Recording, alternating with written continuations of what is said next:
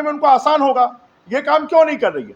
राज्य सरकार के पास तो किसी भी प्रकार के कोई आंकड़े है ही नहीं, कोई जानकारी ही नहीं है, खाली हवा में लठ मारने का काम राज्य सरकार करती है।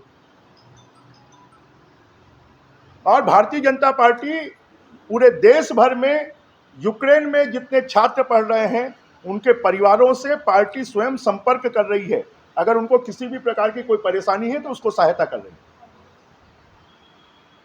छत्तीसगढ़ सरकार के मंत्री हैं जैसे उन्होंने कलेक्टर को लेकर बयान दिया है और उसके बाद से अब चर्चा का विषय।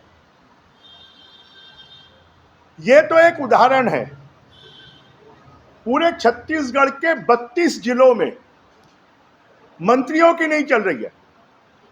डिफेक्टो मंत्री कोई हैं तो कलेक्टर हैं, और वो कलेक्टर एक जगह से संचालित हो रहे हैं।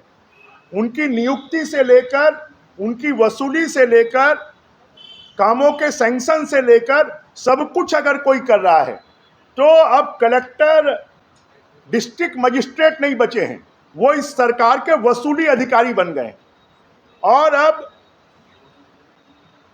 जो कहते हैं कि चुनी हुई लोगों के द्वारा सरकार बनती है, परंतु अब चुने हुए लोगों की सरकार नहीं है। अब ये जो सरकार है ये ब्यूरोक्रेट्स की सरकार है।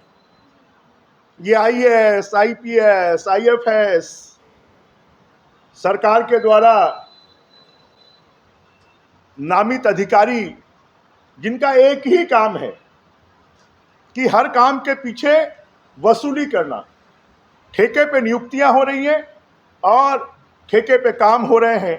तो ये जो मंत्री का दर्द है, ये एक मंत्री का दर्द नहीं है, मैं तो कह सकता हूं कि सभी मंत्रियों का दर्द है, सभी विधायकों का दर्द है, और ये छत्तीसगढ़ की जनता का भी दर्द है कि कोई भी काम बिना लेन देन के नहीं होता है।